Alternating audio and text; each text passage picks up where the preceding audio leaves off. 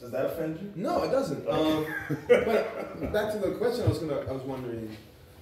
You know, Jews have been very well. When I'm saying Jews, I mean like when we're talking about like mainstream America, what people call Jews.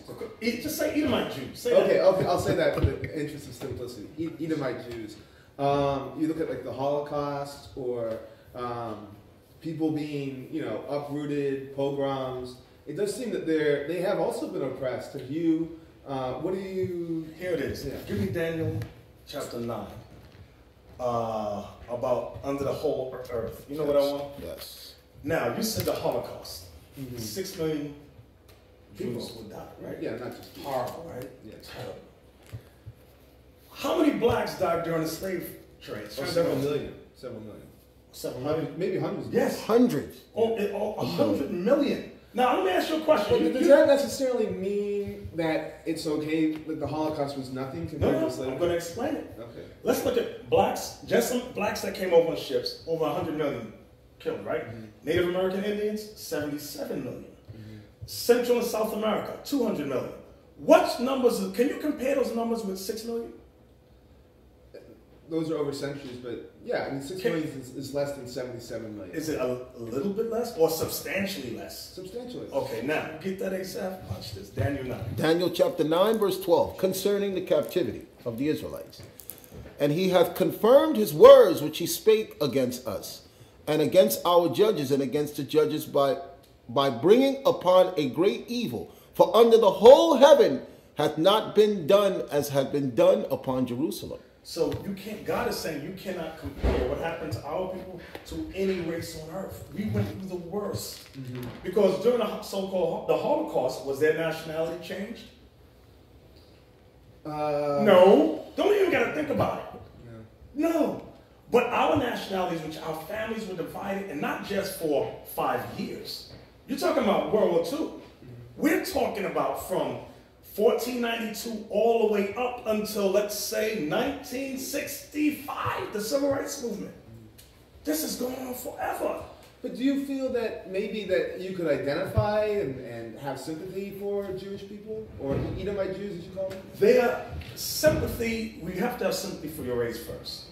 What we've been taught in America is to have sympathy for everybody else but ourselves. Like, I went to school here, he went to school here. Our kids, guess we are sent on tours for they send us the movies, our kids the movies about the Jewish Holocaust.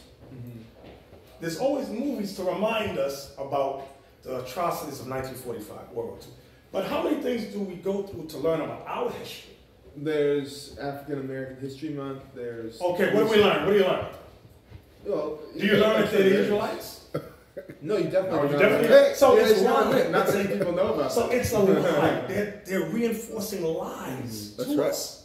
It's indoctrination. It is a conspiracy. So we have to, that's our teaching, we have to go against that.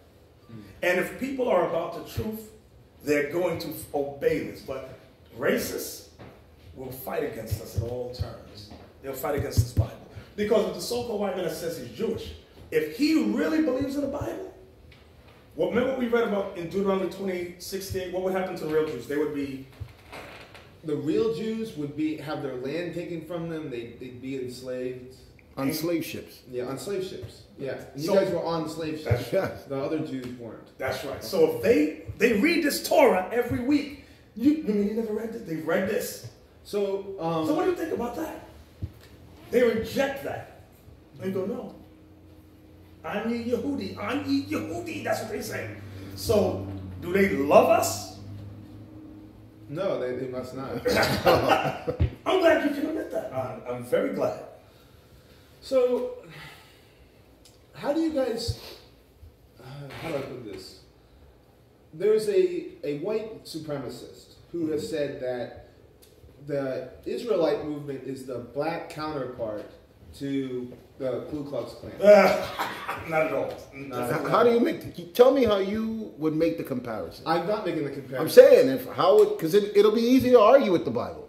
Because what are the Israelites doing the same as the Ku Klux Klan is doing. That's where we would have to make the comparison. Definitely seem different. You guys are peaceful. We're talking about similarities. You do believe in racial separation. Okay, so have we ever burned a cross on anyone's lawn? No, and I'm have not we saying that's lynched anyone? That's what they're doing. Yes. What was the black man that was dragged by the car in Atlanta? Huh? James Byrd. They put him on the back of a car, dragged him until his flesh came. We have never known will we ever do anything like that. So there's no comparison between us and the Ku Klux Klan at all. Right. And we're not preaching hate towards anybody. We're not saying we hate anyone. You never hear that in our ministries. Mm-hmm. They openly say and call for the extermination of the black race. They openly say they hate us. Mm-hmm. Okay? In open, they fight for the right to voice their opinion of their hatred and their disdain for us. Mm-hmm. We don't do that. Do you see, though, that maybe saying that Christ will come back and you guys, the true Israelites, will reign over people could be construed? Well, understand, when Christ returns, he's going to restore order to the earth. Mm-hmm. The earth is out of order now. Mm-hmm. Okay? Because the powers that be took it by blood, violence, and force. But when Christ returns, he's going to restore order here. There's going to be peace on the land. That's why it says there'll be no more fighting. They shall beat their swords into pruning. I'm going to read it, Isaiah 2:2. And it shall come to pass in the last days that the mountain of the Lord's house shall be established in the top of the mountains and shall be exalted above the hills, meaning we're going to be the greatest government. And all nations shall flow unto it. And many people shall go and say, Come ye, and let us go up to the mountain of the Lord's house, to the house of the God of Jacob, and he will teach us of his ways, and we will walk in his paths, for out of Zion shall go forth the law, and the word of the Lord from Jerusalem. Watch this.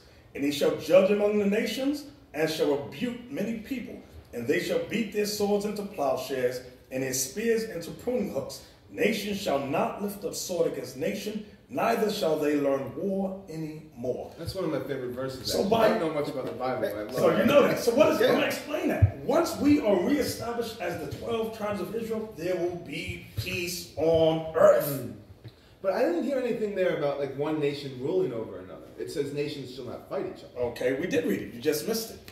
Where it said the Lord shall go forth out of where? Asa, what did it say? What's Isaiah 2? Yeah, 2:2, I think. It says the Isaiah 2, Lord shall go verse 2. forth out of... And it shall come to pass in the last days that the mountains, the word mountains is synonymous to governments in the Bible, that the mountains of the Lord's house shall be established. That's the one that's nation. what you're talking about. Right. Yeah. You understand what we're doing now as we're returning as Israelites. The Lord is setting up new leaders over the earth. They're going to do it in righteousness.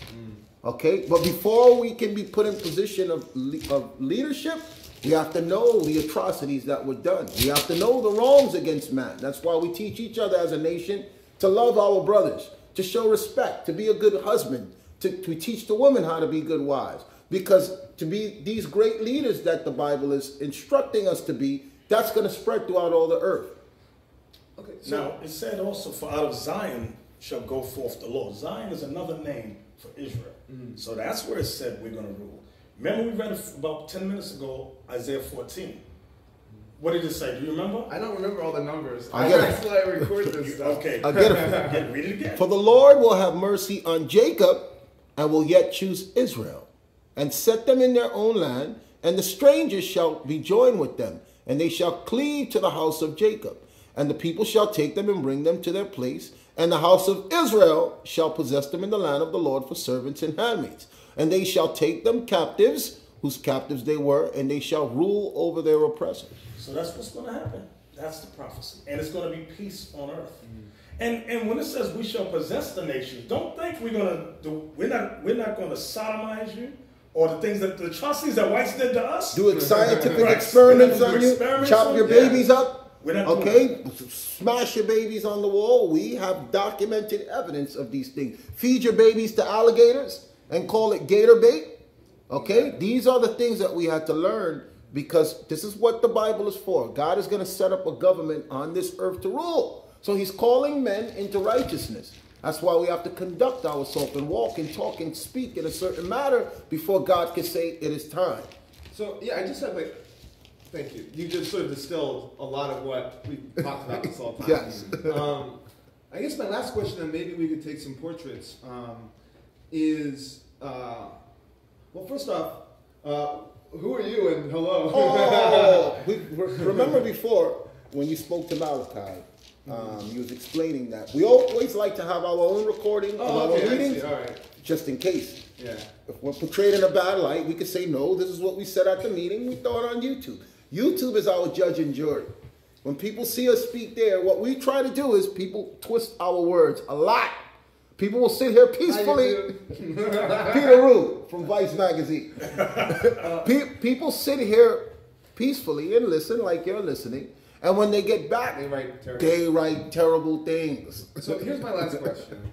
Do you have any spiritual advice for someone who is, a white guy who's, unconsciously maybe controlled by Satan? Like, what should I do? You should support this truth. You should get us on as many venues as you can, you and your counterparts, to try to help get this truth out. Is there a way for me to find salvation? You're going to be in the kingdom. Yes. You are going to be in the kingdom with us, according to Isaiah 14. Okay, good. Well, I better write a good article about you guys, or I'm Just the going to truth. Just the truth. Just write the truth. Just write the truth. That's it. Let me read something to you, Peter. I want, and you tell me, who does this signify? You had mentioned economics before, right? About people working and things of that nature. Hey, so give me Jeremiah 22:13. Watch this. This is what happened. This is what a king of Israel did. However, it is what society has done as a whole to us. You got it, Asa? Jeremiah chapter 22, verse 13. Woe unto him that buildeth his house by unrighteousness. Woe to him that builds his house by unrighteousness. Go ahead. And his chambers by wrong, that uses his neighbor's service without wages. Who uses his neighbor's Service without wages. Who did that? White people did. White people did. So there's going to be judgment for that. Understand that. There's going to be judgment for that. So this Bible, Peter, is the true book. As the 12 tribes of Israel, our mission, our goal is to raise up men and women of the nation of Israel. Return to them the truth that they're the Israelites. And order will be restored to this earth once again. Great. Well, I think that you couldn't get any clearer than that.